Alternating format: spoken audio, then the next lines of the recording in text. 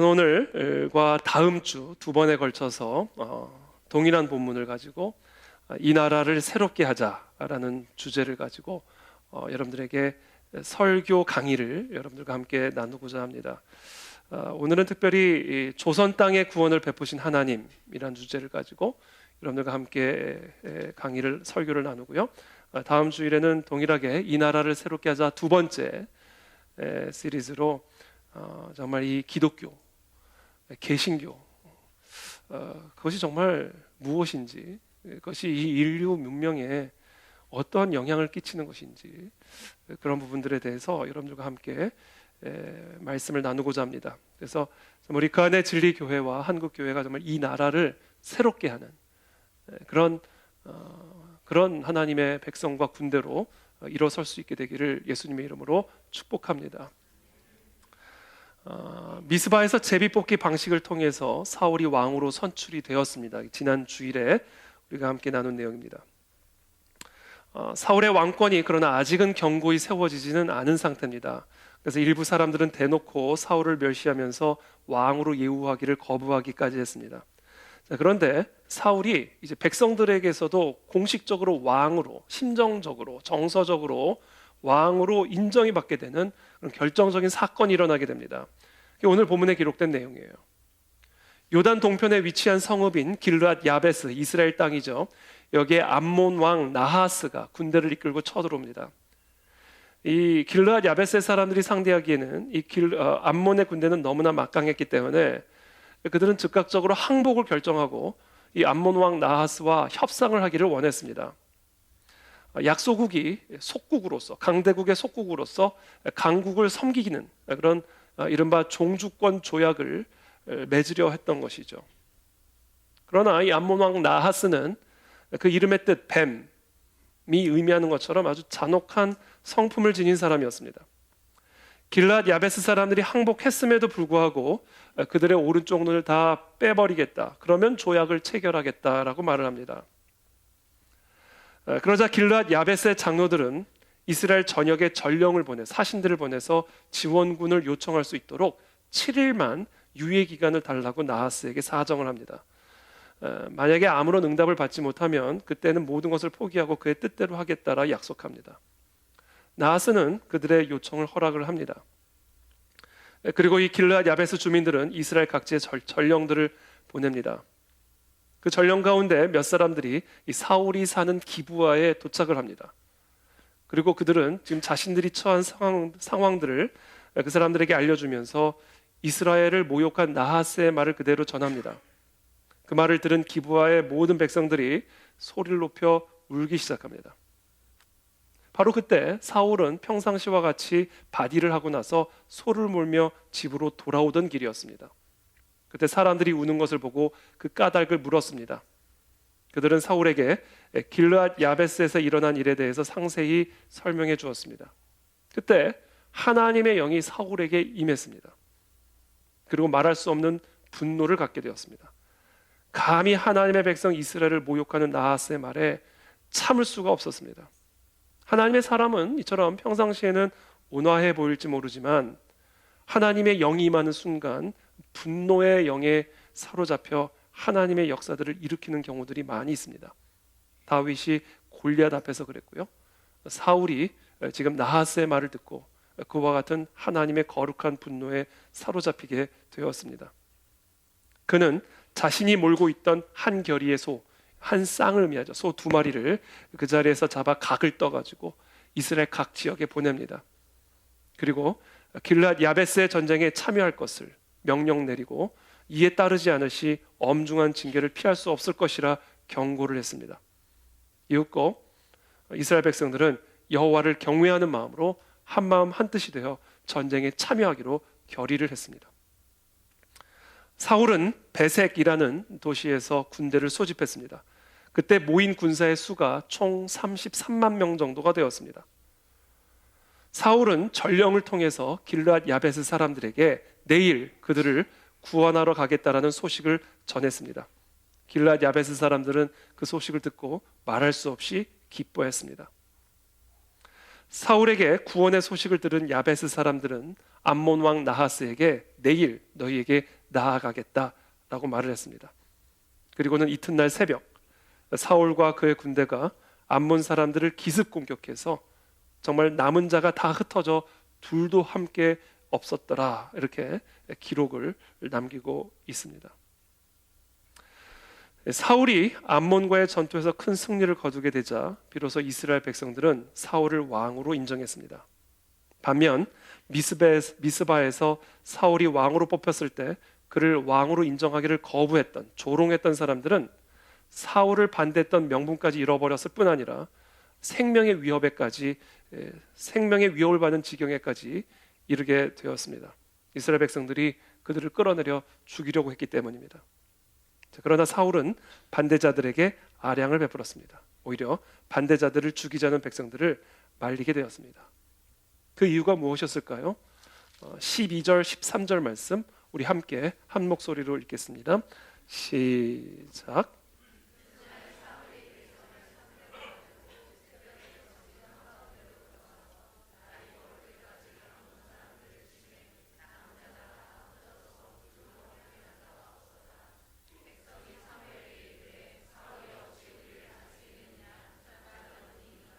그들을 끌어내소서. 우리가 죽이겠나이다. 사울이 이르되 이날에는 사람을 죽이지 못하리니 여호와께서 오늘 이스라엘 중에 구원을 죽이면 안 된다 그러는 거예요. 그 이유가 뭐라고 되어 있어요? 여호와께서 오늘 이스라엘 중에 우리에게 구원을 베푸셨기 때문이다라는 거예요. 여호와께서 우리에게 구원을 주셨다라는 겁니다. 그러니까 이 모든 전쟁에서의 승리는 바로 여호와 하나님 한 분 때문이다라는 사실을 사울은 겸손하게 인정했고, 자기들을 멸시했던 그 불량배들을 죽이려고 하는 이스라엘 백성들을 말리는 것이죠. 그렇습니다. 이 암몬과의 전투에서 얻은 승리는 사울의 힘, 이스라엘의 힘이 아니라 오직 하나님의 은혜로 이루어진 것을 알았습니다. 전적인 하나님의 역사였습니다. 바로 그것을 사울은 정확하게 인정하고 고백하고 있는 것입니다. 저는 이번 한 주간 특별히 사무엘상 11장을 함께 묵상하는 가운데 조선의 역사를 보게 되었고 이 민족의 역사를 보게 되었습니다. 암몬 왕 나하스와 같은 잔혹한 왕의 침략을 받은 이스라엘 백성들, 말할 수 없는 위기와 두려움에 사로잡혀 있을 때 이들은 한마음 한뜻으로 오직 여호와 하나님을 의지함으로 이 전쟁에서 놀라운 승리를 거두게 되었고 여호와 하나님의 구원을 경험하게 되었습니다. 그리고 그것을 인정하지 않을 수가 없었습니다. 바로 이와 같은 이스라엘의 역사 속에서 저는 조선의 역사를 보게 되고 이 민족의 역사를 보게 됩니다. 그래서 저는 오늘 여러분들과 함께 이 민족 가운데 베푸신 하나님의 놀라운 구원의 손길들을 역사적으로 여러분들과 함께 나누기를 원하고, 그 속에서 하나님의 손길을 우리가 정말로 기뻐하기를 바라고, 정말 하나님이 이 민족을 선택하셨구나, 정말 이 나라 이 민족에는 하나님의 위대한 사명이 있는 나라구나 라는 것을 깨닫고 우리가 그 하나님을 경배하며 나가게 되기를 바랍니다. 특별히 저는 이번 주 토요일 우리 WCS 개학을 맞아서 이번 주와 다음 2주간 우리 그 안에 진리교회의 목회 철학, 뿌리, 방향, WCS를 세운 이런 모든 창립, 철학, 이 모든 것들을 우리 그 안에 진리교회의 모든 성도들이 함께 공유할 수 있게 되기를 바라고, 한마음 한뜻으로 그런 시대적인 이 교회에게 주어진 시대적인 사명과 소명을 기도로 함께 이루어 나갈 수 있는 이런 저와 여러분들이 되시기를 예수님의 이름으로 축복합니다. 제가 준비한 파워포인트로 넘겨주시면 감사하겠습니다. 우리 민족은 한마디로 70년 동안 말할 수 없는 암흑기 가운데 있었습니다. 1876년 조선과 일본 사이에 강화도 조약이 체결이 되죠. 강화도 조약은 일제에 의해서 강제적으로 문호를 개방하게 된 그런 불평등 조약이었고요. 사실상 일본의 식민 지배의 시발점이 된 그런 불평등 조약이었습니다. 마치 암몬 왕 나하스가 이스라엘에 쳐들어와서 지금 이렇게 속국이 될 것을 강요했듯이 그와 같은 강화도 조약 1876년에 체결이 되었습니다. 그리고 20년이 채 지나지 않아서 1894년 청일전쟁, 1904년 러일 전쟁, 그리고 1905년 을사늑약, 1907년 고종의 강제 퇴위, 그리고 1910년 한일 합방. 1876년에 강화도 조약이 체결되고 나서 1945년 해방이 될 때까지 정확히 사실상의 일본 식민 지배 암흑기는 70년이었습니다. 마치 이스라엘 백성들이 바벨론에 의해 패망당하고 바벨론에 끌려가 70년 동안 그곳의 포로로 말할 수 없는 민족적 암흑기를 통과했듯이 이 민족도 일제 치하에 정말 말할 수 없는 70년의 암흑기를 1876년부터 45년까지 갖게 됩니다. 그런데 아이러니하게도 이때만큼 하나님께서 이 민족을 축복해 주신 때가 없었습니다. 가장 지독한 암흑기에 사실상 가장 찬란한 빛이 잉태가 되고 있었던 겁니다. 1903년 원산 부흥운동, 1907년 평양 대부흥운동, 1909년 백만인 구령운동. 세계사적인, 여러분 이 지금 1903년, 7년, 9년에 일어난 이 조선 땅에 일어난 이 영적 부흥운동은요, 세계사적인 부흥입니다. 제1차, 제2차 영적 각성을 뛰어넘는 그런 세계사적 부흥이 4년 단위로, 2년 단위로 세 차례 연거푸 조선 땅을 휩쓸어 버렸어요. 놀라운 일입니다, 여러분. 그래서 정말 반만 년 동안 바알과 아세라상을 섬기던 우상 숭배의 땅, 우상 숭배의 이 민족이 여호와 하나님을 알게 되고 예수 그리스도를 알게 되고 아브라함의 그 언약 백성이 되어지는 놀라운 부흥의 역사가 이 땅에서 일어나게 되었고, 당시 소돔과 고모라라고 불리웠던 이 평양 땅이 동방의 예루살렘으로 거듭나는 정말 놀라운 역사가 이 민족 가운데 일어나게 된 거예요. 자, 그렇다면 도대체 어떻게 이 민족에게, 이 지독한 우상 숭배 땅에 어떻게 이런 놀라운 일들이 일어날 수가 있었을까? 저는 오늘 그 이야기를 여러분들과 함께 나누고자 하는 겁니다. 그래서 오늘은 사실상 주일 예배지만 윌버포스 아카데미입니다. 윌버포스 아카데미의 주일 예배 버전으로 여러분들 이해하시면 될 것 같습니다. 어떻게 이 민족에게 이런 놀라운 구원의 역사가 일어날 수 있었을까? 그 배경을 조금 더 살펴보도록 하겠습니다. 1876년에 일본과 강화도 조약을 맺은 조선은 거의 반강제적으로 문호를 개방하게 됩니다. 1881년 일본에는 신사 유람단을 파견하고요. 1882년 초에는 청나라에 영선사라고 하는 외교 사절단을 파견합니다. 그러면서 조심스럽게 개국을 시도합니다. 그러나 1882년 7월에 이모군란이 발발을 하게 되면서 흥선대원군이 다시 권력을 잡게 돼요. 우리가 알다시피 흥선대원군은 아주 지독한 쇄국주의자고 소위 말하는 친중 위정 척사파예요. 아주 철저한 쇄국주의자입니다. 근데 이 이모군란을 통해서 흥선대원군이 다시 고종과 민비로부터 권력을 빼앗아요. 그래서 다시 쇄국으로 돌아가려고 합니다. 그러나 청나라 군대가 다시 개입을 하면서 대원군을 청으로 다시 압송해 가요. 체포해 갑니다. 그래서 다시 고종과 민비가 권력을 탈환하게 돼요. 근데 이런 이모군란의 이런 모든 역사들은 결국은 얼마나 이 쇄국주의자들이 아주 강력했는지, 이 위정척사파와 쇄국주의자들의 이 개국에 대한 저항이 얼마나 강력했는지를 보여주는 그런 사건이었죠. 자, 그런 이모군란이 일어난 이후에 전국이 다시 안정을 찾아가던 1883년 5월 미국은 루시어스 푸트라고 하는 초대 주 조선 공사를 한양에 파견하고 부임하게 됩니다. 이 루시어스 푸트는 사실상 우리나라 초대 미국 대사라고 보시면 됩니다. 아주 공식적인 외교 관계가 수립되기 전이기 때문에 대사를 보내지 않고 공사를 보냈는데, 이 공사가 사실상 우리나라의 일대 주미 대사입니다. 그래서 주한미 대사관을 보면 일대가 루시어스 푸트로 나와 있어요. 이 루시어스 푸트를 파견한 것은 1882년에 조미 수호 통상 조약을 맺은 것에 대한 후속 조치로 미국이 초대 공사를 한국의 한양이죠. 한양에 파견하게 된 거예요. 그것에 대한 담례로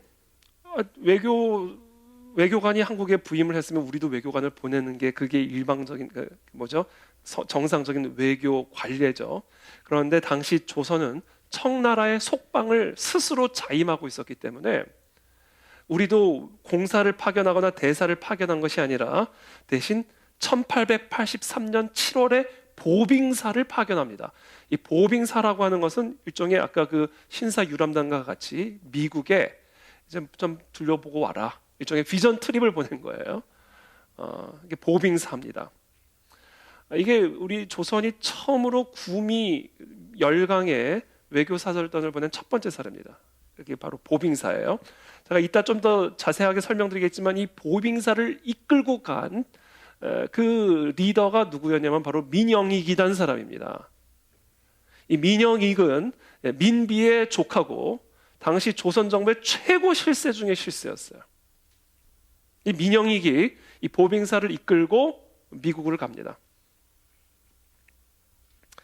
이런 일들이 일어나다가 갑자기 무슨 일이 일어나냐면 당시 조선에는 선교가 엄격하게 금지가 되어 있었어요. 흥선대원군이 특별히 쇄국 정책을 했기 때문에 카톨릭 다 죽였거든요.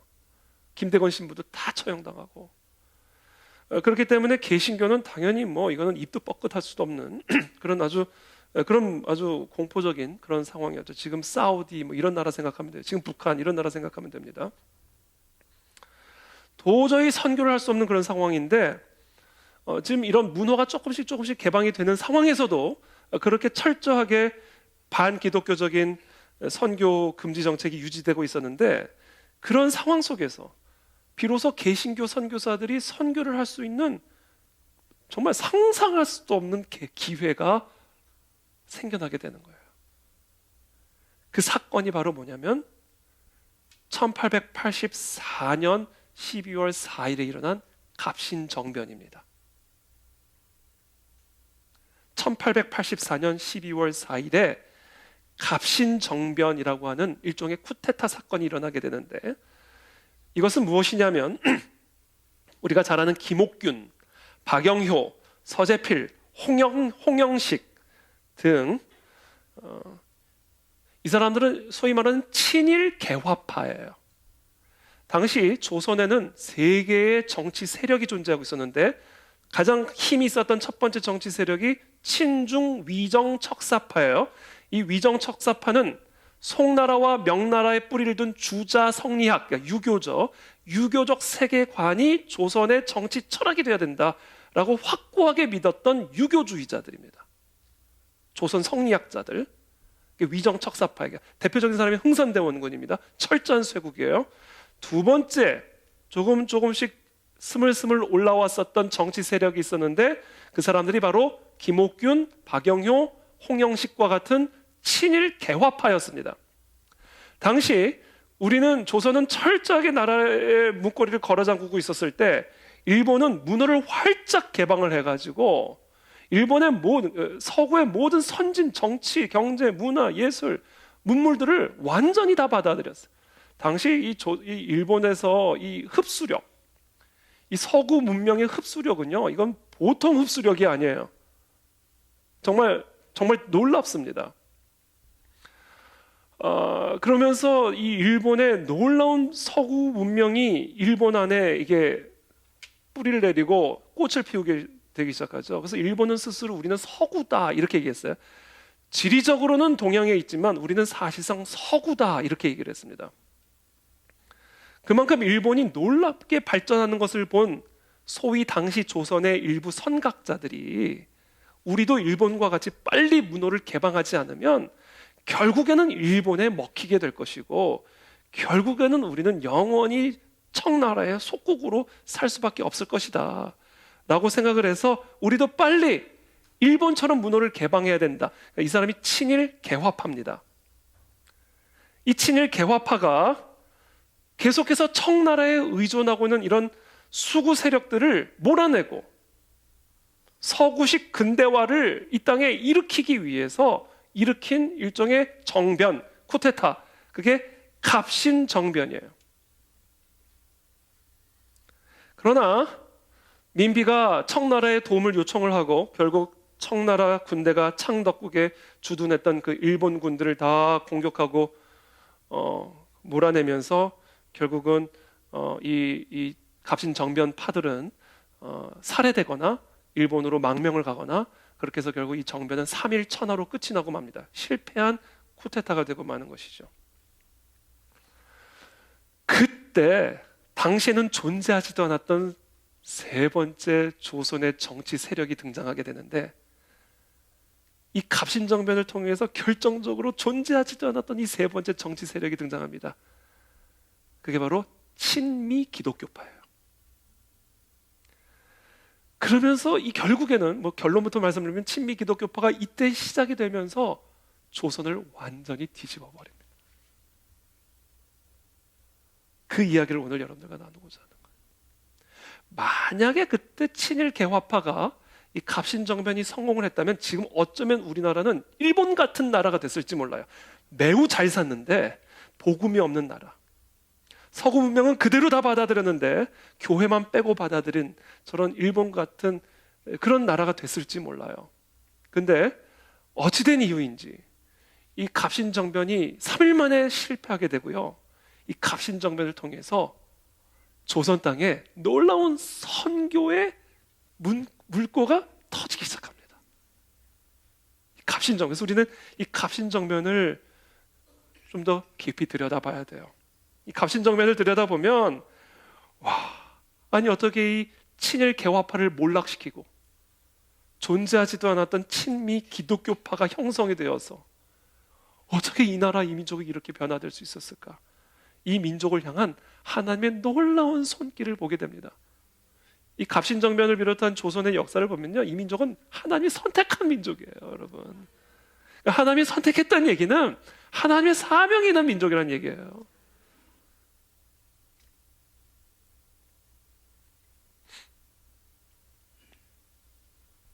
(1884년 12월 4일) 갑신정변 당일입니다.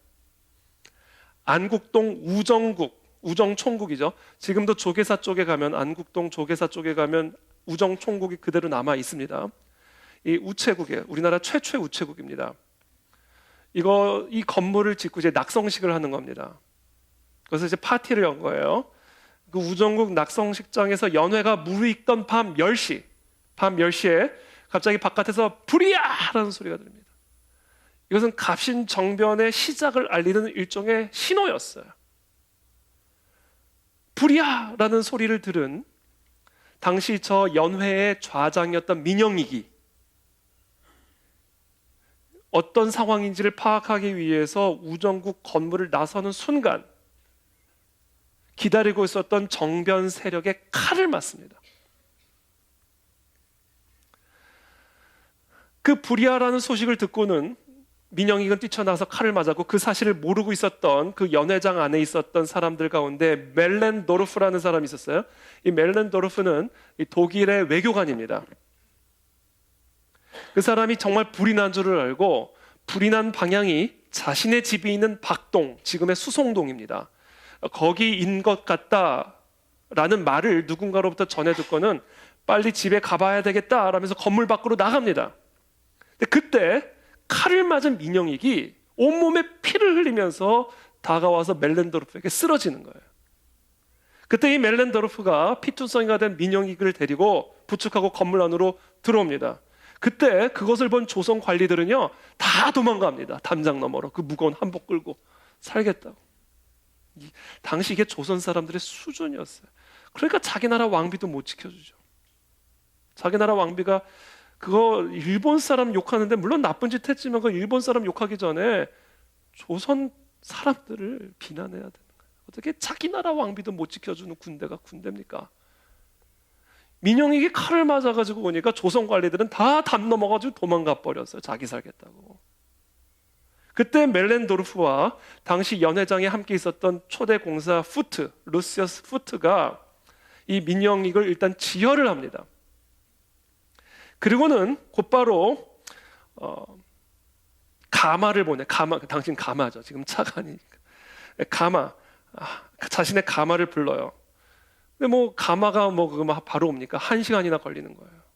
1시간 동안 그 건물 안에서 지금 이 민영익을 살리기 위해서 이 멜렌도르프와 푸트가 지혈을 하고 있었던 겁니다. 1시간 만에 가마가 오고 그 가마에 민영익을 태워서 멜렌도르프가 자기의 집으로 데리고 갑니다. 이 사람을 살리려고. 그리고는 자기 주치의를 부르는데 바로 그때 등장하는 주치의가 바로 알렌 박사입니다. 알렌 박사에 대해서 간략하게 소개하고 넘어가겠습니다. 알렌 박사는 1858년 4월 23일 오하이오주 델라웨어시에서 태어났습니다. 거기서 1881년에 같은 도시에 있는 오하이오 웨슬리안 대학을 졸업합니다. 감리교 계통의 대학이죠. 그리고 1883년 오하이오주 신시내티 소재 마이애미 의과대학을 졸업합니다. 당시는 의과 과정이 짧았던 모양이에요.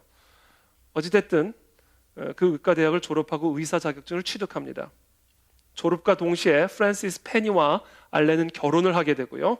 장로교 해외 선교위원회의 선교사로 자원을 해서 곧바로 중국으로 파견이 됩니다. 1883년 8월 20일 델라웨어를 떠난 알렌 부부는 9월 4일 샌프란시스코를 출항해서 일본 요코하마와 상하이를 거쳐 10월 15일 자신에게 주어진 선교지인 난징에 도착을 하게 됩니다. 참고로 당시 난징은 세계적인 도시였습니다. 조선 한양과는 비교가 되지 않는 도시였습니다. 많은 서구인들이 살고 있었고요. 이미 문명이 발전이 되어서 이 미국에서 살던 알렌 부부가 아주 편안하게 정착할 수 있는 그런 사실상 도시였죠. 물론 미국과 비교했을 때는 어땠을지는 모르지만 적어도 조선의 한양과 비교했을 때는 말할 수 없이 살기 적합한 그런 도시였을 거라 생각이 됩니다. 근데 어찌된 일인지 알렌은 중국 생활에 전혀 적응을 하지를 못해요. 게다가 그 현지에 있는 그 외국인들과 그 선교사들하고도 계속 불화를 일으켜요. 이 알렌에 대한 그런 여러 기록들을 보면 알렌이 성격이 좀 불같았던 것 같아요. 그래서 거기에 있는 선교사들과 다른 동료들과 계속 충돌을 일으킵니다. 그러면서 결국은 중국에 간 지 1년도 안 돼서 중국을 떠나기로 결정을 해요. 그때 중국에 있던 선교사들과 의사들이 알렌에게 조선이란 나라를 처음 소개합니다. 몇 년 전에 미국과 조선이 조미 수호 통상 조약을 맺었는데 한번 조선이란 나라를 한번 가보는 건 어떻겠냐. 듣도 보도 못한 조선이란 나라를 그때 처음 듣습니다. 그때 알렌은 뉴욕의 장로교 해외선교위원회에 자신을 조선으로 임지를 옮겨줄 것을 요청하는 편지를 보냈고 만약에 자신의 요청을 거부하면 자기는 선교회를 탈퇴하겠다 얘기를 합니다. 그러니까 성격이 이런 사람이에요. 내 말 안 들어 나 나가 이런 거예요. 그러니까 이 해외선교회 오케이 가 그렇게 된 겁니다. 그래서 결국은 자신의 부인과 아기 중국인 유모와 일본인 요리사 와타나베와 함께 10월 26일 제물포항에 도착을 하게 되고 바로 다음 날인 27일에 한양에 입경하게 됩니다. 1883년 10월 27일에 한양에 입경하게 돼요. 이 날이 언제예요? 갑신정변이 발발하기 정확히 38일 전입니다. 그러니까 알렌은 원래 그 민영익이 갑신정변에서 칼을 맞았을 때 그 자리에 있을 수 없는 사람이에요. 이 사람은 원래 중국에 있었어야 되는 사람이에요. 근데 한양보다 훨씬 더 좋은 그 난징에 적응을 못해요. 그리고 거기서 계속 불화를 일으켜요. 그래서 자신의 요청에 따라 이렇게 저렇게 해서 결국에는 온 가족이 한양에 들어왔는데 그 날이 갑신정변 일어나기 정확하게 38일 전이었다고요. 알렌이 한양에 들어갔을 때 여전히 조선은 선교가 아주 엄격하게 금지되어 있었습니다. 그래서 알렌은 이 미국 공사관, 그러니까 대사관이죠. 오늘날로 따지면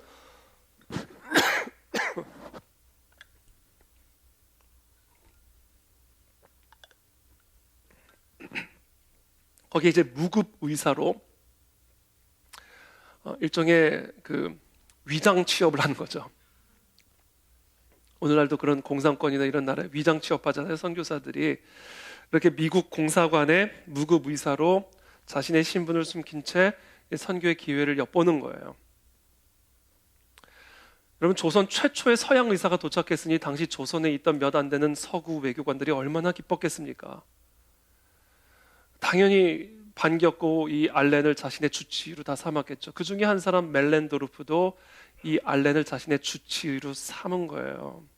그래서 민영익이 칼에 맞은 그 갑신정변 당일에 이 민영익을 살리기 위해서 멜렌도르프가 알렌을 자신의 집으로 부를 수 있었던 이유입니다.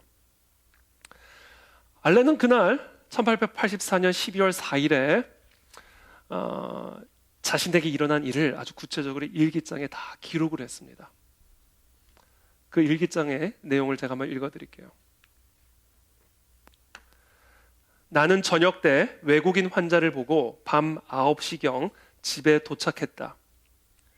달빛 밝은 밤이었고 사람이 없는 길거리는 너무 조용하고 그림 같아서 페니와 함께 달이 지기 전에 한번 이 아름다운 도시를 산책하자고 얘기했다.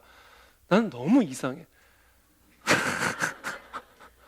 여러분, 당시 조선시대에 왔던 선교사들의 역사 기록이 가장 정확한 한양에 대한 기록이거든요.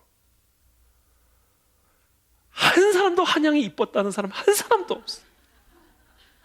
다 더럽고 냄새나고 이건 하루도 살기 힘든 땅이다. 다 그러지.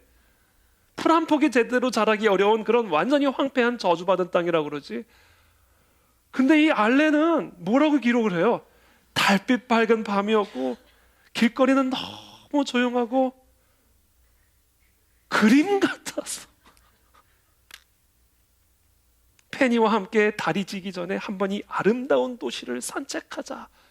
그러니까 눈에 뭐가 씌워도 제대로 씌운 거예요.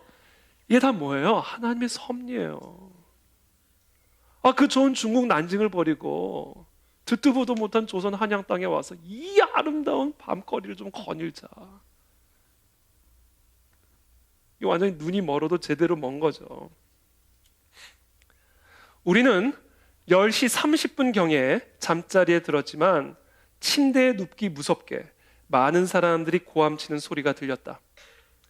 우리 대문을 부서져라 두들기면서 계속해서 내 이름을 불렀다. 응접실로 나가자 거기에는 미국 공사의 비서인 스커더 씨가 있었다. 그는 나에게 멜렌도르프가 보낸 쪽지를 건넸다. 사람이 죽어가고 있으니 급히 와달라는 내용이었다.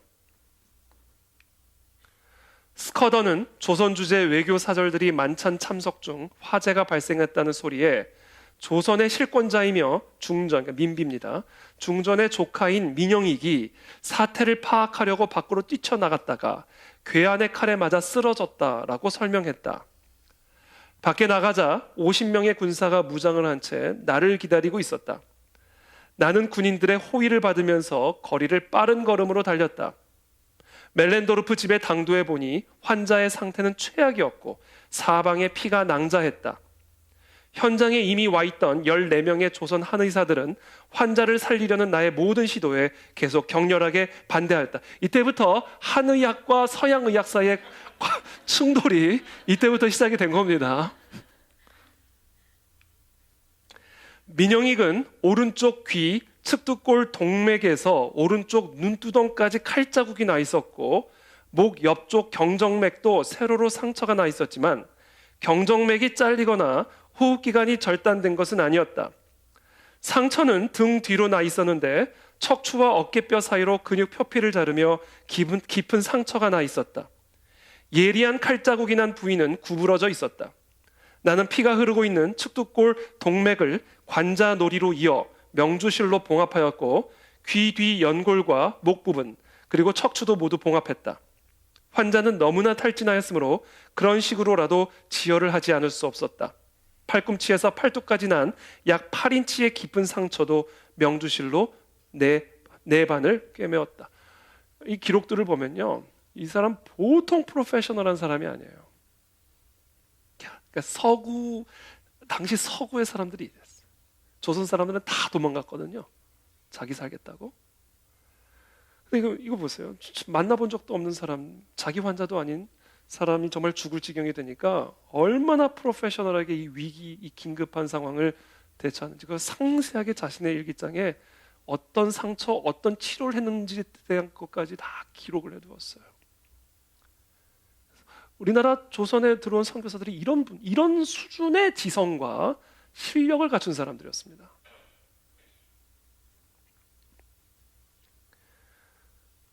칼을 7군데를 맞았어요, 민영익이. 그것도 뭐 그냥 단도로 찔렸겠습니까? 아마 이런 긴 검으로 아마 찔렀을 거라고요. 그렇게 중상을 입은 민영익은 이 알렌의 이런 헌신적인 치료 덕분에 기적적으로 목숨을 건집니다. 고종의 왕비인 민비가 가장 아끼는 조카였고요. 민씨 일가의 차세대 대표로 부상하고 있던 민영익이었습니다. 자, 그런 민영익을 살려냈으니 고종과 민비가 알렌을 어떻게 생각했겠어요? 원하는 거 다 말해. 이제 이런 관계가 된 거예요. 원하는 거 있으면 뭐든지 다 말해. 내가 다 해줄게. 이제 이런 관계가 된 겁니다. 알렌은 그 기회를 놓치지 않고 갑신정변이 일어난 바로 다음 달이죠. 1885년 1월 22일 병원 설립을 허락해 줄 것을 탄원하는 탄원서를 고종에게 제출합니다. 당시 최고의 권력자 중에 권력자였던 민영익이 그 탄원서에 대해서 어떻게 반응했겠어요? 무조건 진행시켜 이렇게 된 거예요. 무조건 진행시켜 이렇게 돼버린 겁니다.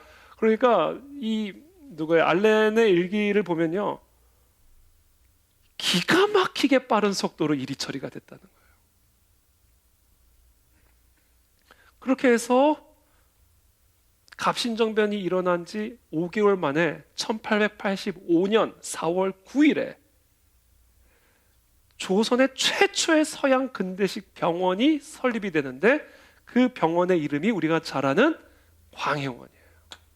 나중에 이게 12일 정도 있다가 고종이 제중원이라는 이름을 하사해서 이름이 제중원으로 바뀌고 나중에 1900년대에 세브란스라고 하는 미국의 아주 거부가 돈을 지원하면서 지금 서울역 앞에 있는 그 세브란스 병원 자리에 세브란스 병원을 지으면서 이름을 세브란스로 바뀌게 된 거죠.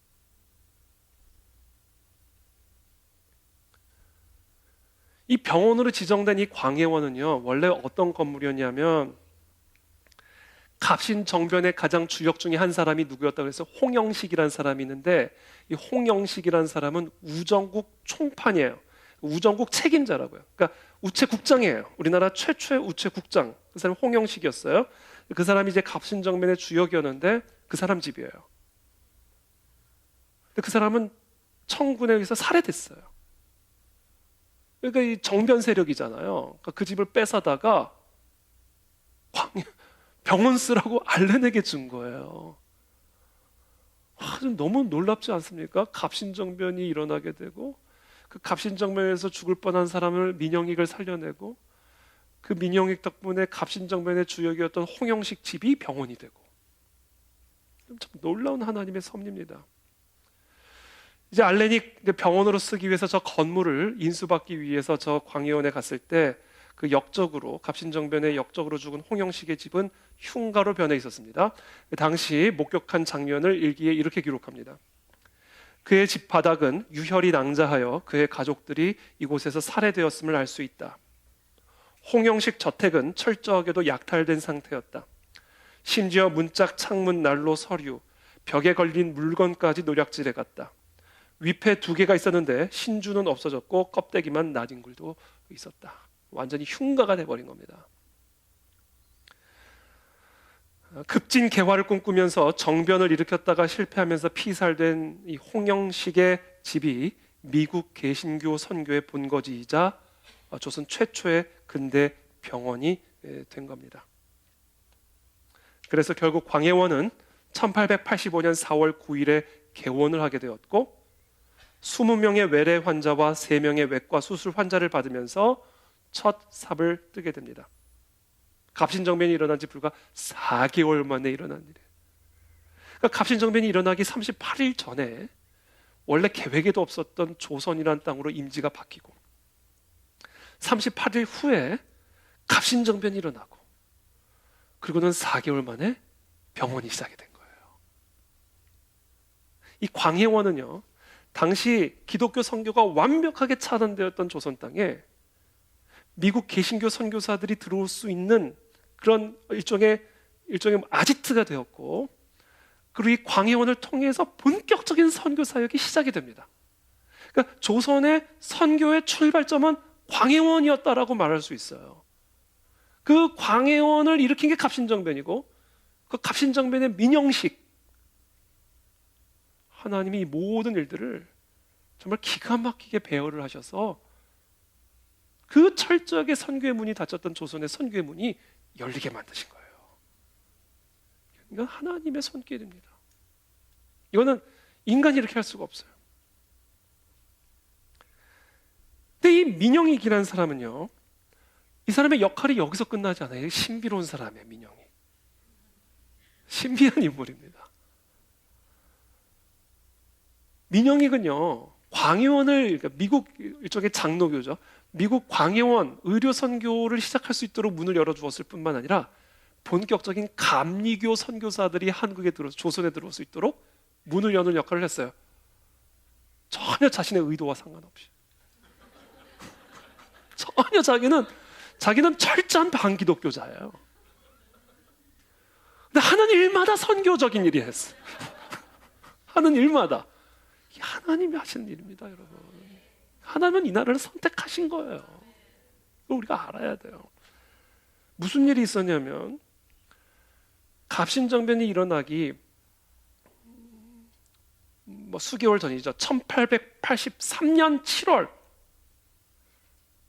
갑신정변이 84년 12월 4일에 일어났으니까 그 한 해 전 1883년 7월에 제가 아까 말씀드렸죠. 보빙사, 미국으로 외교사절단이 출발했다고 그랬잖아요. 그 보빙사를 이끌었던 사람이 민영익이라고 그랬잖아요. 이 민영익이 이제 보빙사의 수장이 되어가지고 사람들이 이끌고 미국을 방문을 하는데, 그때 9월 14일에 시카고에서 워싱턴으로 가는 기차를 탑니다. 근데 그 기차에서 아주 우연히 계획도 없이 누구를 만나게 되냐면, 미국 감리교의 아주 중요한 인물인 존 가우처 목사라는 사람을 만나게 되는데, 이 존 가우처 목사는 아시아 선교를 적극적으로 지원하는 그런 지도자였어요. 근데 그때 이 존 가우처가 그 기차 안에서 민영익과 그 보빙사를 만나고는, 드디어 조선 선교의 때가 왔구나라는 사실을 영적으로 직감하게 됩니다. 하나님이 감동을 주신 거죠.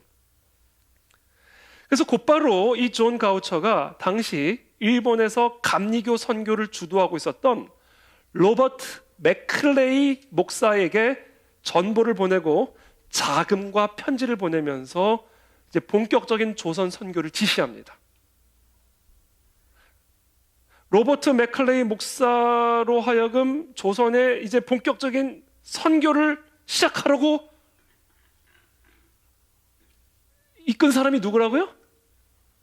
아니, 민영익이라고. 민영익이 우연히 시카고에서 워싱턴 가는 기차에서 존 가우처 목사를 만나면서 로버트 맥클레이 목사가 본격적으로 일본 선교를 시작하게 되는 거예요. 그때 이 로버트 맥클레이와 존 가우처가 조선 땅에 보낸 선교사, 감리교 선교사들이 헨리 아펜젤러, 스크랜튼. 왜 어부 안 하세요? 스크랜튼. 이런 사람들이었어요. 놀랍지 않습니까? 기가 막혀요. 그러니까 이 역사를 보면요, 이거 소설도 이렇게 쓰면 욕 먹어요. 아니, 어떻게 이렇게 모든 게 우연인데, 아니, 어떻게 이렇게 기가 막힌 선교적인 역사들 이렇게.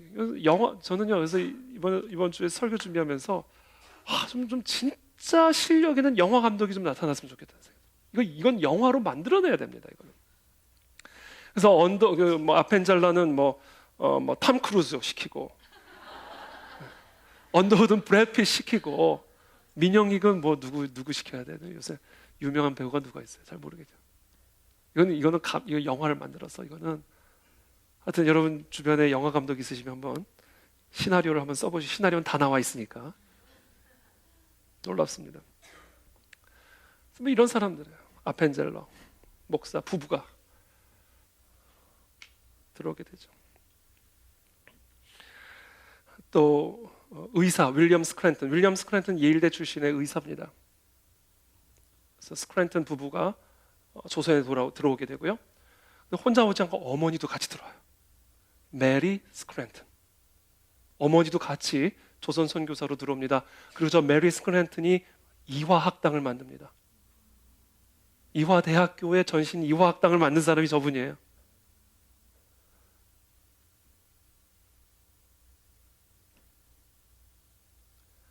그러니까 저 지금 아펜젤러 부부와 또 저 윌리엄 스크랜턴 부부와 어머니 메리 스크랜턴이 결국은 조선의 첫 감리교 선교사들로 파송이 되어서 1885년 84년 12월에 갑신정변이 있었잖아요. 그리고 그 다음 85년 4월에 광해원이 열렸잖아요. 근데 1885년 광해원이 열리기 전인 2월 27일에 요코하마에 도착하게 돼요. 그런데 갑신정변 직후였기 때문에 정세가 불안하니까 감리교회에서 아직은 들어가지 마라, 이제 만류를 하고 있으니까 요코하마에서 이제 대기하고 있는 상태였다. 대기. 근데 또 저 미국 뉴저지의 한편에서 또 무슨 일이 일어나고 있었냐면, 이제 또 카메라를 돌려야 돼. 뉴저지 해외 로케로 또 가야 돼요. 뉴저지에서 무슨 일이 있었냐면 언더우드라고 하는 한 젊은 총각이 자신이 다니던 뉴저지주의 한 신학대학에서 조선, 그러니까 미국학파 수호 통성조약을 맺은 조선에 대한 논문 발표가 있었는데 그 논문 발표를 듣고 있다가 조선으로 가야 되겠다 라고 하는 성령의 감동을 받아요.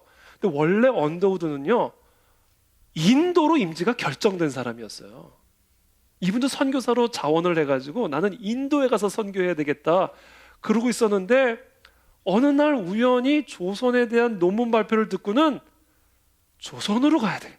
그러니까 하나님이요 중국으로 갔던 사람도 조선으로 보내시고 인도 가려고 했던 사람도 조선으로 보내주시고 다 조선으로 보내주셨어요. 놀라운 일이죠. 그러나 이 미국의 장로교 선교 본부가 아직은 조선 선교가 시기상조로 생각을 해가지고 언더우드를 이제 조선에 보내는 것을 차일피일 미루기 시작합니다. 그러나 결국 언더우드가 본부를 설득을 해서 조선 선교를 명받고 1884년 12월 16일 갑신정변 직후죠. 샌프란시스코를 떠나서 1885년 1월 일본에 도착합니다. 광해원이 4월에 열리기 3개월 전에 일본에 도착하게 된 거예요. 그러나 언더우드도 마찬가지로 아펜젤러와 스크랜턴처럼 지금 정변 이후에 정세가 불안하니까 일본에서 또 뭐해요? 대기. 하나님이 광해원을 딱 중심으로 두고 광해원이 열리기 전까지 다 중국에 있던 사람 일본으로 데리고 오고 인도 가려 했던 사람 조선으로 데려오고 그리고는 대기를 시키고 있었던 거예요. 그때 일본에서 소식을 듣습니다. 알렌이라는 선교사가 병원 설립 허가를 받았다. 그리고는 바로 이거다. 그리고 일제히 조선으로 건너가기 시작하는 거예요. 언더우드와 아펜젤러, 언더우드는 당시 총각이었어요. 그래서 언더우드 형제와 아펜젤러 부부가 같은 배를 타고 1885년 4월 5일 부활절, 광해원이 4월 9일 날 열리잖아요. 4일 전 4월 5일에 부활절에 조선에 도착을 합니다. 그러나 상황이 여전히 불안했기 때문에 감리교 선교위원회에서, 미국 감리교 선교위원회에서는 아펜젤러 아내 사모님은 데리고 들어가지 마라. 들어가려면 혼자 들어가라. 근데 나는 아내 없이는 못 들어간다. 그래가지고 아펜젤러는 다시 일본으로 돌아갑니다. 그런데 언더우드는 혼자였기 때문에 한양으로 입성을 해서 4일 후인 4월 9일 광해원 공식적으로 개원하는 첫날부터 알렌을 도와서 광해원에서 사역을 시작하게 됩니다. 그때 그리고 나서 스크랜턴은 일본에서 대기를 하고 있다가 5월 3일에 한양에 입국을 해서 광해원 사역에 합류를 하게 되고, 아펜젤러 부부와 스크랜턴의 나머지 가족들, 사모님과 어머니는, 그리고 아이들은 6월 20일에 제물포에 도착하면서 또 광해원 사역에 동참을 하게 됩니다. 스크랜턴도 의사니까. 미국 개신교의 조선 선교가 이렇게 시작이 된 거예요. 이게 다 하나님의 위대한 손길이요. 너 가, 인도 가지 말고 여기로 가. 중국 분란 일으켜가지고 조선으로 빼내시고, 다 하나님의 주권적인 섭리하에서 조선의 선교가 이렇게 시작이 되는 거예요. 하나님이 하신 일입니다, 여러분. 그래서 저와 여러분, 제가 역사를 우리가 더 많이 공부를 해야 되는 이유가, 하나님의 계시는요 크게 세 가지예요. 하나님이 하나님을 드러내는 계시는 크게 세 가지. 첫 번째는 피조 세계입니다. 하나님의 작품을 통해서 하나님의 신성이 계시됩니다. 두 번째는 하나님의 말씀이에요. 세 번째가 역사입니다. 우리는 이 역사를 깊이 바라볼 때 이 하나님의 주권적인 섭리를 보고 흥분을 하게 돼요. 너무 기가 막혀. 아니, 영화도 이런 영화가 있을 수가 없어요.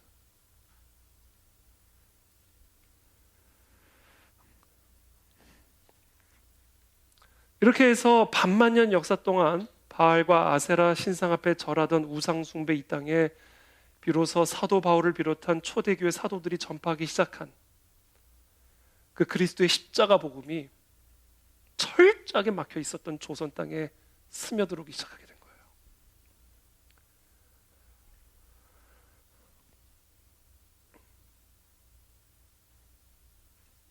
거예요. 이 민족의 가장 암울한 역사 속에서 이런 놀라운 하나님의 구원의 손길이 함께하고 있었던 겁니다. 우린 그 하나님을 찬양하고 경배합니다. 이 하나님의 위대하심을 높여드리기를 원합니다. 그리고 그 일에 너무나 귀하게 쓰임받은 이 선교사님들을 우리가 진심으로 감사할 수 있는 마음을 갖게 되기를 바랍니다. 이분들의 상당 분들이 지금 양화진에 묻혀 계세요. 제가 다음 주에 또 다른 스토리들을 말씀을 드리겠지만, 정말 이분들이 다 미국 자기 땅에서 좋은 집안에서 태어나가지고요, 좋은 학교에서 공부해가지고 미국에서 얼마든지 행복하게 잘 살 수 있는 사람들이에요.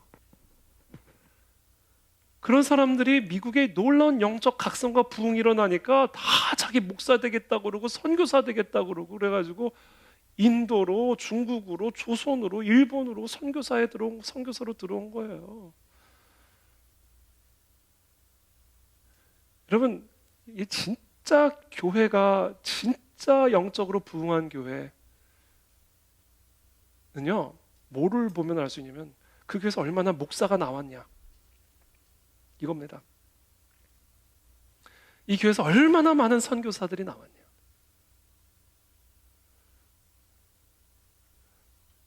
정말 우리 WCS를 학교를 세웠지만 이 WCS가 진짜 성공적인 학교인지를 가늠할 수 있는 기준은 얼마나 많이 아이비리그에 보냈느냐가 아니라 이 학교에서 얼마나 많이 목사가 나왔고 선교사가 나왔냐.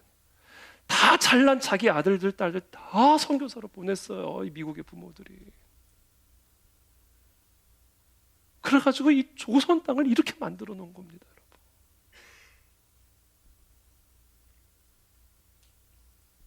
그럼 도대체 다 20대였거든요.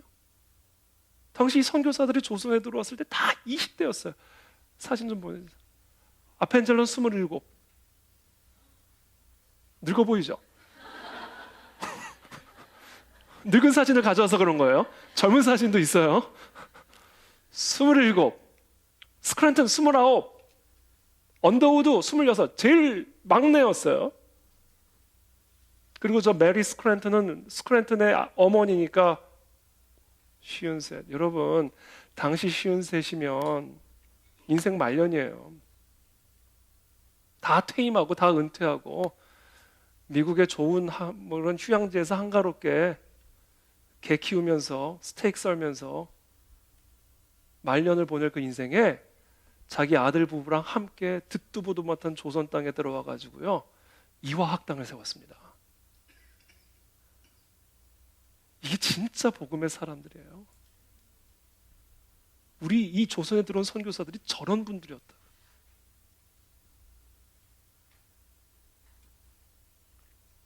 도대체 이분들은 뭐냐? 어떤 분들이냐? 이분들은요, 다 공통적인 특징이 있어요. 뭐냐면 청교도의 후예였어요.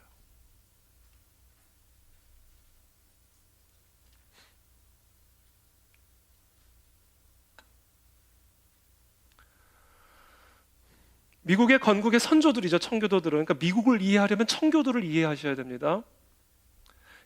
영국에서 청교도가 태동하게 된 배경은 우리가 잘 알죠. 16세기 헨리 8세 영국의 국왕이 이제 자기가 이제 이혼을 하려고 하는데 이 카톨릭 교황이 이혼을 허용을 안 해주는 거예요. 원래 첫 번째 부인은 캐서린이라는 왕비인데 캐서린은 사실 자기 형의 아내였어요. 근데 형이 결핵으로 죽으니까 이 캐서린을 자기 아내로 삼습니다. 그런데 이 헨리 8세가 이 캐서린의 시녀였던 앤 볼린과 사랑에 빠져요. 그러면서 원래 캐서린은 자기 형이 아내였으니까 지금 나와의 결혼은 성립할 수 없다라는 논리를 가지고 교황을 설득을 해서 이혼을 허락을 받으려고 하는데 교황이 끝까지 이혼을 허용을 안 하니까 그래? 그럼 나 카톨릭 탈퇴할 거야. 그리고는 만든 종교가 국교예요. 영국 국교. 그게 오늘날 성공회입니다. 그리고는 자기가 이 국교의 수장이 돼요. 카톨릭의 수장은 교황이에요. 근데 이 헨리 8세가 카톨릭과 단절을 하고 자기가 스스로 국교를 만들어가지고 자기가 수장이 돼서 지금까지도 성공회의 수장은 국왕입니다. 찰스가 지금 국교의 수장이에요. 그러니까 영국 국교 안에서는 아직 이 완전한 종교 개혁이 이루어지지 않은 거예요. 그래서 어떤 세력들이 일어나게 됐냐면 우리는 이 영국 국교를 완전히 바꿔서 종교 개혁을 완성시켜야 된다라고 주장하는 사람들이 일어나게 됐는데 그 사람들이 바로 청교도예요. 퓨리턴. 근데 이 퓨리턴에는 두 종류의 퓨리턴이 있었습니다. 첫 번째는 우리가 영국 국교를 떠나야 된다. 이 영국 국교가 완전히 단절을 해야 된다. 그것을 이제 분리주의자라고 얘기를 하는데 그런 분리주의 청교도들이 있었고요. 또 다른 청교도들은 어떤 청교도들이 아니다. 떠나지는 말자. 이 영국 국교 안에서 이 영국 국교를 개혁하자. 이 국교 안에서 국교를 개혁하자라는 비분리주의 청교도들이 있었습니다. 미국에 들어온 청교도들은 바로 이 두 부류의 청교도들이 다 같이 들어온 거예요. 참고로 여기서 제가 긴 얘기는 못하지만 참고로 오늘날에도 이런 분리주의자들이 있는데 대부분의 분리주의자들은 오늘날의 분리주의 사이비들입니다. 기존의 교회들을 거짓된 교회, 변질된 교회, 타락한 교회로 낙인을 찍어버리고 그 교회를 해체시키고 떠나가게 만들고 그렇게 해서 교회를 흔드는 이 분리주의자들이 있어요. 오늘날에도 사이비들이에요. 이 사이비 분리주의자들 조심하셔야 됩니다. 오늘 그 이야기는 제가 길게 하지는 못합니다. 어쨌든 그 두 종류의 청교도들이 이제 1600년대 초에 이제 매사추세츠, 뉴 잉글랜드 지역으로 이주를 오면서 식민지 개척을 하게 되죠. 그때 1620년에 메이플라워를 타고 플리머스에 도착한 사람들은 분리주의 청교도들이었어요.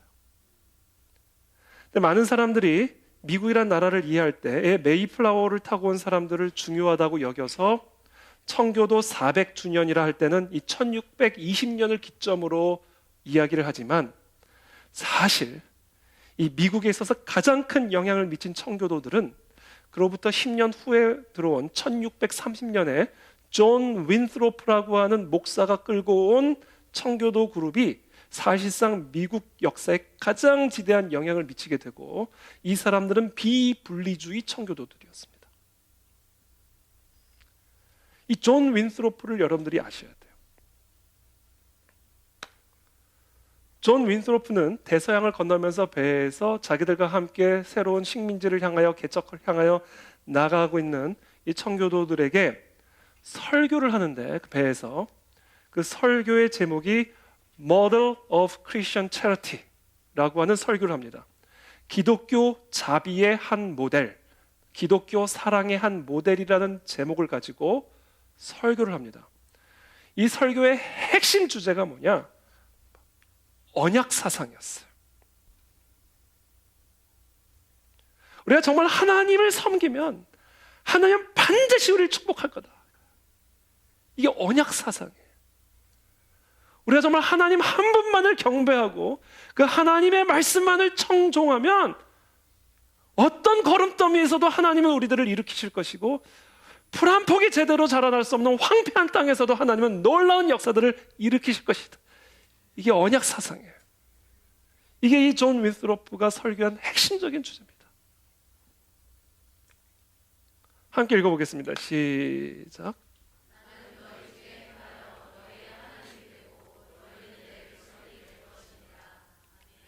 나는 너희의 하나님이 될 것이고 너희는 나의 백성이 될 것이다. 이게 언약이에요. 그러면서 또 이렇게 말씀하세요. 시작.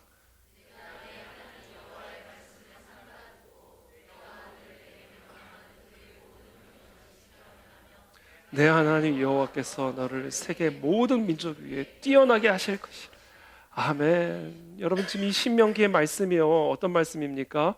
모세가 이제 이스라엘 백성들을 데리고 이제 가나안 땅, 새로운 식민지 개척을 향하여 가나안 땅에 들어가기 직전에 자기는 못 들어가니까 모압 땅에 평지에 앉혀놓고 마치 유언적으로 한 설교가 신명기에 기록이 되어 있는 거예요.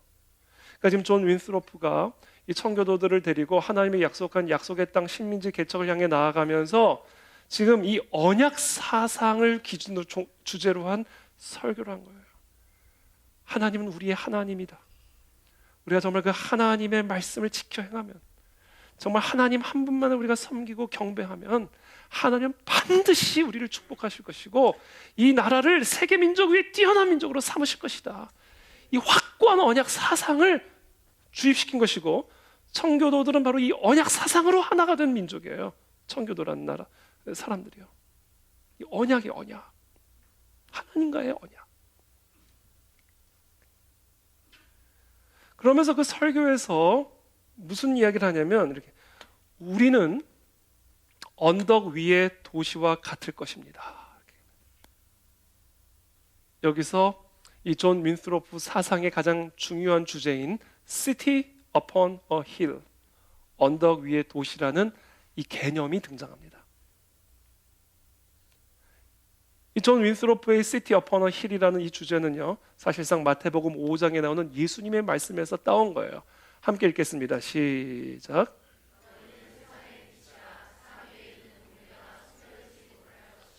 너희는 세상의 빛이라는, 너는 나의 백성이다. 그러면 세상의 빛이 될 것이고, 그래서 산 위에 있는 동네가 절대로 숨겨지지 못할 것이다. 이 언약 사상입니다. 그래서 이들이 뉴 잉글랜드의 종교, 지성, 사회적 질서, 이 모든 것의 토대를 구축하게 된 거예요. 그래서 미국 생활에 엄청난 영향을 미치게 됩니다. 그것의 근간이 되는 게 바로 언약 사상이었어요. 하나님만 섬기면 하나님이 우리를 이 모든 세계 위에 뛰어난 민족으로 삼아 주실 것이다. 이게 이 미국을 건국한 청교도들의 정신이었고, 그 후예들이 이 조선 땅에 들어온 거예요. 특별히 이 청교도들의 사상 가운데 우리가 꼭 기억해야 될 게, 이 The Gospel in America라는 책을 보면 청교도들은 교회와 사회와 국가를 하나의 유기체로 생각했습니다. 그러니까 교회와 사회와 국가가 따로 떨어져 있는, 분리되어 있는 게 아니라 이거는 절대로 뗄래야 뗄 수 없는 하나다. 유기체로 본 거예요. 그러니까 교회가 사회와 국가의 중심이고, 이 교회에서 정말 이 땅의 백성들에게 하나님의 말씀을 가르치고 하나님의 언약을 가르치고 하나님만 섬기도록 교육하고 훈련할 때, 그때 비로소 사회가 하나님의 복을 받고 국가가 하나님의 복을 받게 된다는 거예요. 이게 이 언약 사상인 겁니다. 그러니까 이 존 윈스로프를 비롯한 청교도들이 제일 중요하게 생각한 게 뭐예요? 첫 번째, 교회예요. 교회가 제일 중요한 겁니다. 왜냐하면 교회에서 하나님의 말씀이 나오니까, 거기서 하나님의 말씀을 경외하는 성도들이 만들어지니까 교회가 제일 중요한 거예요. 그리고는 뭘 했냐? 학교를 세웠어요. 청교도들은요, 어딜 가나 교회 세우고 학교를 세웠습니다. 근데 그냥 학교를 세운 게 아니에요. 진짜 은혜를 받아서 학교를 세운 거예요. 다 하나님의 언약 사상을 기반으로 한 정치학 가르쳐야 되겠다. 하나님의 언약 사상을 기반으로 한 경제학 가르쳐야 되겠다. 하나님의 언약 사상을 기반으로 한 심리학을 가르쳐야 되겠다. 역사학을 가르쳐야 되겠다. 그 사명감을 가지고 학교를 세운 거예요. 그게 WCS의 사명입니다, 여러분.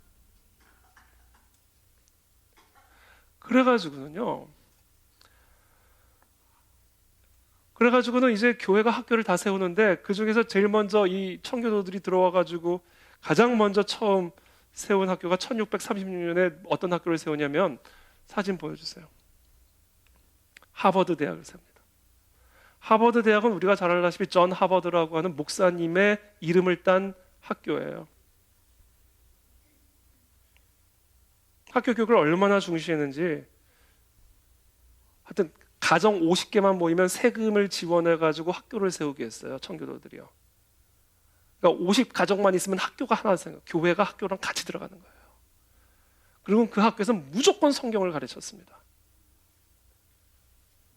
언약 사상을 기반으로 한 교육, 성경적 세계관 교육이 이루어지게 되는 거예요. 그리고 나서는 나머지 학교들은 다 1700년부터 1750년 사이에 세워지게 되는데, 1700년부터 1750년 사이에 무슨 일이 있었냐면 제1차 영적 대각성이 일어납니다. 조나단 에드워즈를 비롯한 놀라운 영적 각성이 일어나고, 그것의 산물로 학교들이 세워져요. 그렇게 해서 세워진 학교들이 저기 예일 대학교, 프린스턴 대학교, 콜롬비아 대학교, 유펜, 브라운, 다트머스, 코넬, 이런 학교들이 다 그 이후부터, 코넬이 제일 늦게 세워졌고요. 이게 다 교회가 세운 학교예요. 장로교회에서 세우고 회중교회에서 세우고 다 교회가 세운 학교들입니다. 저기 다.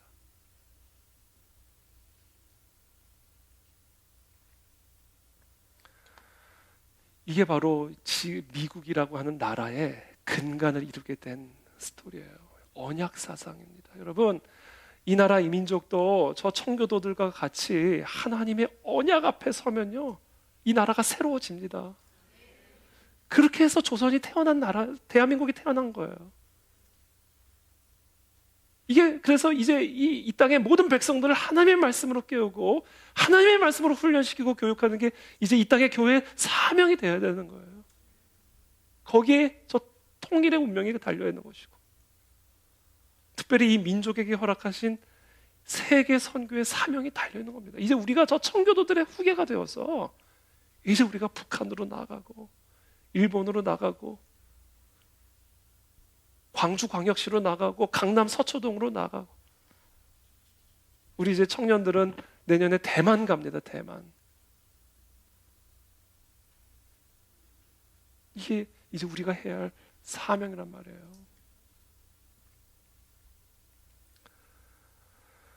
언더우드는 경신학당 세웠죠. 아펜젤러는 배제학당 세웠죠. 스크랜턴은 이화학당 세웠죠. 윌리엄 베어드, 배위량 선교사로도 알려진 이분은 숭실학당을 세웠죠. 또 그 윌리엄 스크랜턴은 상동 병원을 세웠다가 그걸 교회로 바꿔서 지금 오늘날도 있는 상동 교회의 초대 목사가 되죠. 그래서 배제학당의 젊은이들이, 이화학당의 젊은이들이, 숭실학당의 젊은이들이 이 청교도의 후예를 통해서, 아, 교회와 나라는 하나구나, 교회와 사회는 하나구나, 교회가 하나님의 언약 앞에 바로 설 때 사회가 살고 나라가 사는 거구나를 이 청교도들의 후예를 통해서 배운 거예요.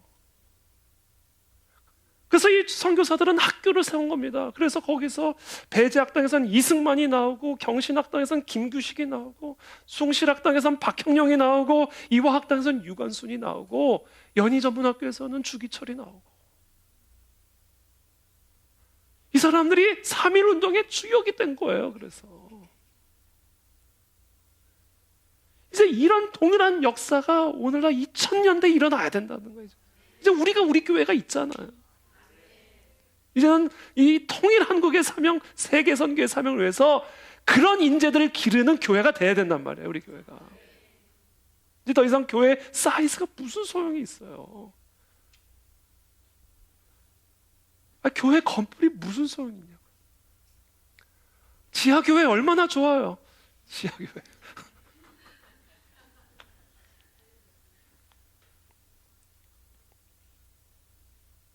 그래서 여러분 3.1 독립선언서 33인이 서명하잖아요. 그 중에서 16명이 크리스찬이에요. 그러니까 이거는 기독교인이 주도한 운동입니다. 3.1 운동은. 그 서명인 중에 한 분은 길선주 목사님도 계셔요. 한국 교회가 사회와 민족을 선도했습니다. 그거를 회복해야 된단 말이에요. 이제 그래야 통일이 된단 말이에요.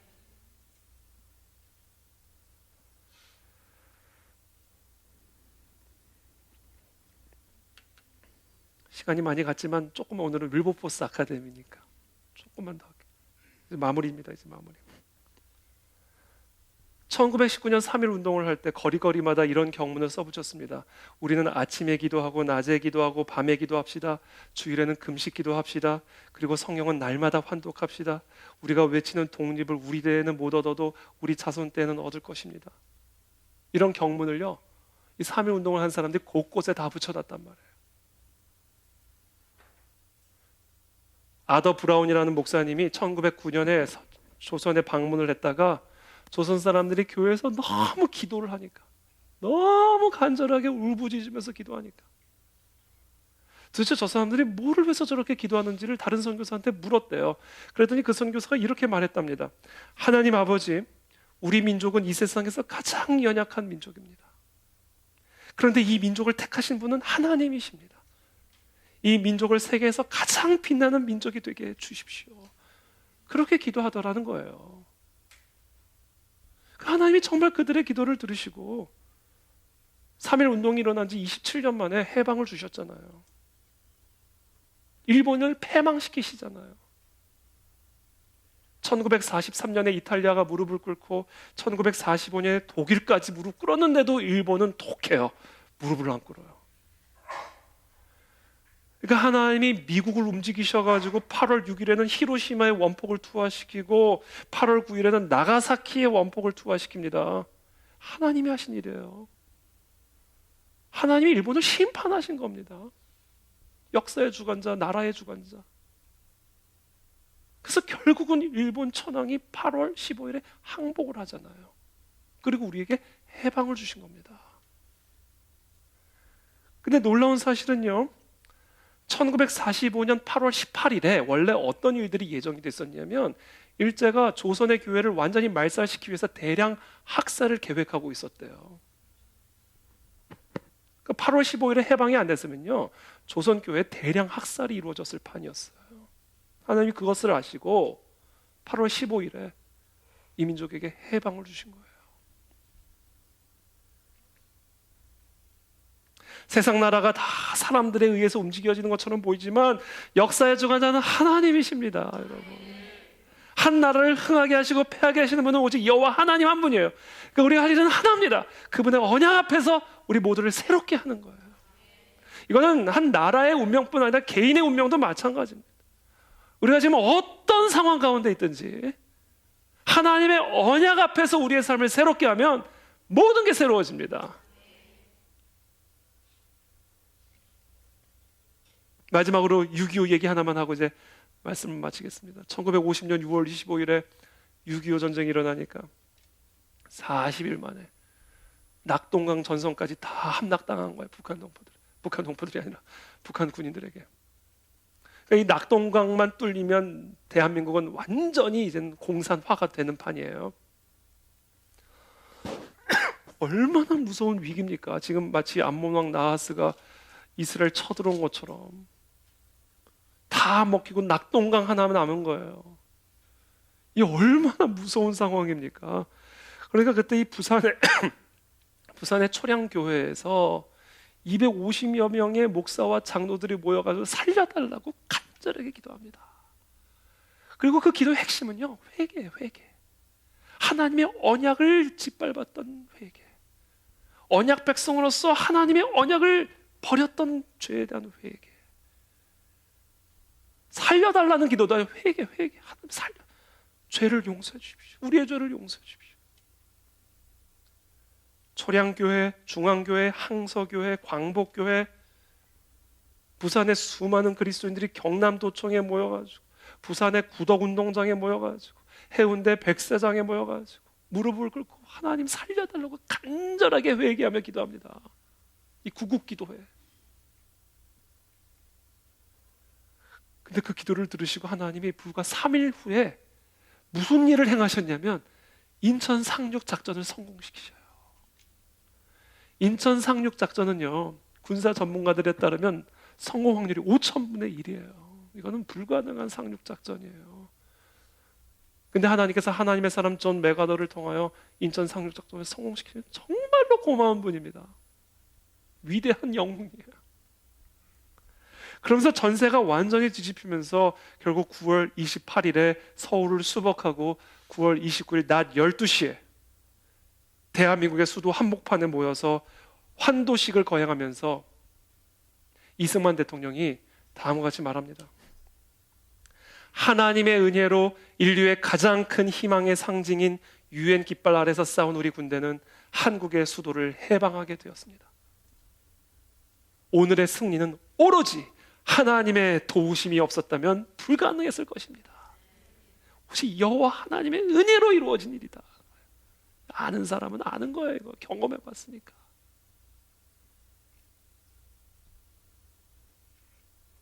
그렇게 6.25 전쟁의 폐허 속에서 평양에서 대한민국으로 넘어온 북한의 수많은 성도들과 목회자들은 공산주의를 체험을 했잖아요.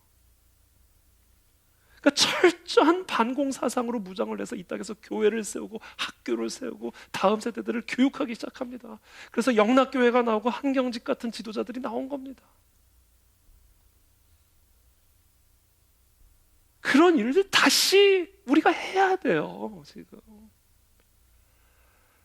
지금 북한이 저렇게 살아있는데 반공 사상을 마치 무슨 구태의연한 골동품처럼 여기는 이런 미혹 속에 있잖아요. 공산주의가 교회를 어떻게 진멸했는지를 그분들은 피부로 경험한 사람들이라. 그분들이 다 대한민국으로 나와가지고 반공사상, 성경적 언약 사상으로 충만하게 무장을 해가지고 교회를 세우고 학교를 세워서 오늘날 대한민국을 이런 기적의 나라로 만든 겁니다.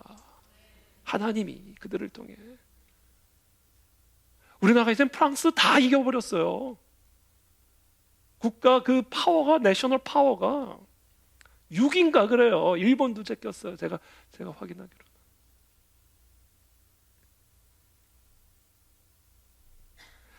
그래서 말씀을 맺겠습니다.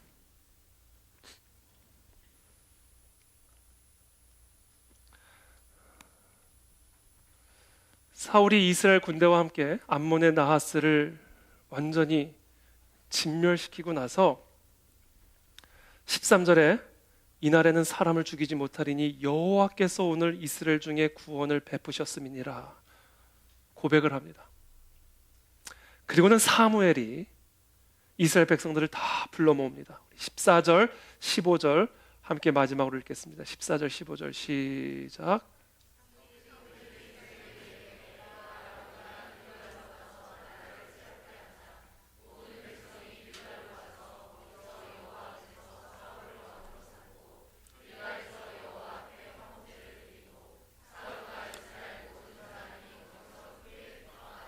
아멘. 사무엘의 백성들을 다 불러 모으고 우리가 길갈로 가자. 길갈로 가서 이 나라를 새롭게 하자. 선포를 합니다. 존 윈스로프 같아. 그렇죠? 나라를 새롭게 하자. 그러면서 거기서 사울을 왕으로 삼는데 이 길갈이라는 곳이 어떤 곳이냐면요. 길갈은 여호수아가 가나안 정복 전쟁, 여리고 정복 전쟁을 직전에 두고 이스라엘 백성들에게 할례를 행한 곳입니다. 당시 출애굽 1세대들, 할례를 받았던 출애굽 1세대들은 다 하나님의 심판을 받아서 광야에서 진멸됐고 출애굽 2세대들이 이제 가나안 정복 전쟁을 향하여 들어가야 되는데 이 2세대들은 계속 광야에서 길을 건너라 할례를 받을 새가 없었어요. 그래가지고 이 여리고 정복 전쟁을 직전에 두고 길갈에서 하나님이 할례를 명령합니다. 자, 여러분, 할례는 뭐예요? 언약이에요, 언약. 하나님의 언약 백성이에요. 그러니까 지금 사무엘은 말하는 겁니다. 우리가 다 길갈로 가서 우리의 마음의 할례를 받자, 영혼의 할례를 받자, 그리고 여호와의 언약을 새롭게 갱신하자, 그리고 우리가 언약 백성으로서 다시 언약 앞에 서자. 그래서 나라를 새롭게 하자. 길갈에서 할례를 한 다음에 여호수아서 5장 9절에 이렇게 말합니다. 5장 9절, 여호수아서 5장 9절 함께 읽습니다. 시작.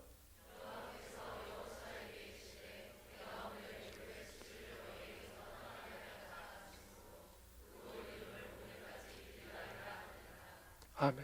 애굽의 수치를 다 굴러가게 한 곳, 나하스의 모든 모욕을 다 굴러가게 한 곳, 그것이 바로 길갈입니다. 저는 우리 모두가 다 길갈로 올라가게 되기를 바랍니다. 그리고 언약을 갱신하게 되기를 바랍니다. 그래서 여러분들의 개인의 삶을 새롭게 하십시오. 이 나라가 새로워지게 도와주시옵소서. 함께 시간 기도하며 나가겠습니다.